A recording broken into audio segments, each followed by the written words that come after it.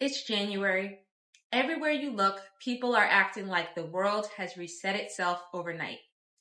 Gyms are suddenly full of new faces, grocery stores overflow with kale, protein powder, and cold pressed juices, and social media feeds are flooded with planners, journals, and the obligatory hashtag New Year, New Me captions.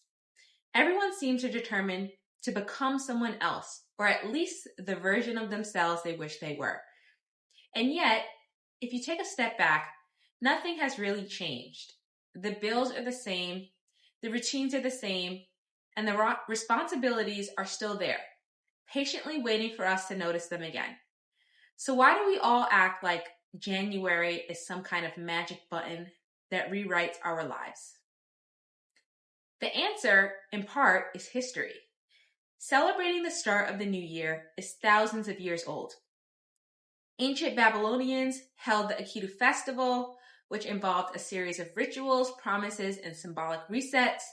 The Romans had Saturnalia, a festival of feasting and social inversion. Even the date itself, January 1st, was not always universally recognized. It was only standardized with the adoption of the Gregorian calendar in 1582.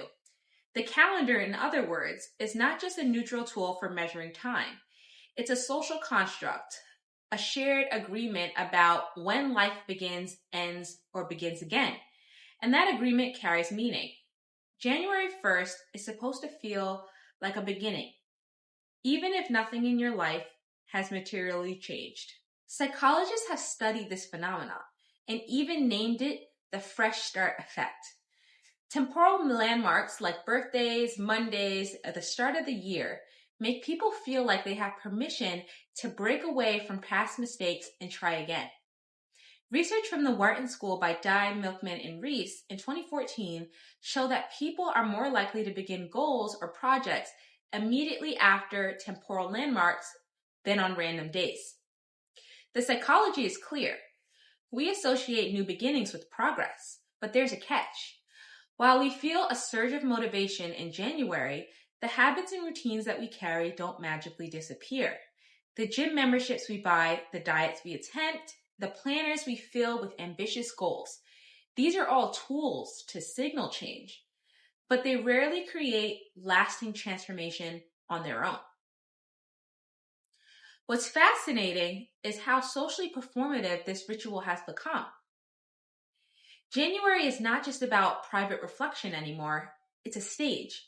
People post before and after photos on Instagram, carefully curated shots of meal prep and planners, and snapshots of new sneakers or workout gear. Gyms report that their highest attendance are in the first weeks of January. Yet within 6 to 8 weeks, the majority of those new members are gone. Even spending behavior follows the same pattern. According to statistics, roughly 40% of Americans make New Year's resolutions, yet only 8% actually achieve them consistently, which is interesting. We pretend that January is a fresh start because it gives an opportunity to signal intention to ourselves and the world, even if our follow-through is inconsistent. Consumerism plays a huge role in this performance. January is a billion-dollar industry disguised as self-improvement. Fitness brands, diet programs, planners, meal kits, and wellness apps all release their biggest campaigns in early January. According to the National Retail Federation, Americans spend roughly $6 to $8 billion each year on gym memberships, supplements, and other wellness products in January alone. These purchases are marketed as tools for transformation, but they mostly sell the feeling of possibility. Buying a new planner or subscription doesn't change your habits. It just gives the impression that you started something important. So in other words, the fresh start isn't just a psychological trick, it's a highly profitable business. Beyond psychology and marketing, there's a subtle social pressure embedded in January. The holiday suggests that if you're not improving, you're re-failing. Social media magnifies this pressure by showing everyone else's carefully curated, better versions of themselves. This is particularly pronounced in urban environments where visibility is high and social comparison is inevitable. In a city like New York, for example, January feels different. The streets are quieter, the tourists are gone, and everyone seems to be quietly performing productivity. You don't just notice your own habits, you notice them against everyone else's, whether in the gym, on social media, or even in casual conversations. It's a month where identity feels negotiable and performance feels mandatory.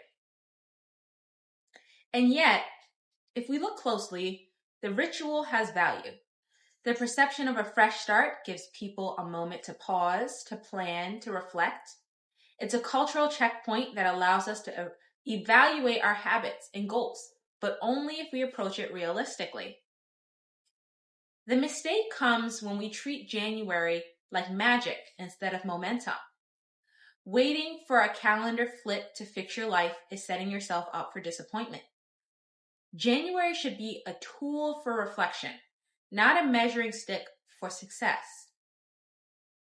In the end, everyone pretends that January is a fresh start because humans crave landmarks, ritual, and the illusion of control. It's easy to pretend that a single day can change everything because the calendar gives us permission to hope. But the real change comes from the work that we do every day, not the day itself. January doesn't reset your life. It only reminds you that you have the power to try again, if you choose to. And maybe that's the lesson worth remembering. Not the gym membership, the kale salad, or the perfectly curated planner. So this year, notice the ritual. Notice the performance. Notice the marketing, the posts, the resolutions. And then quietly choose your momentum for yourself. January didn't make you better, but it can give you the chance to try.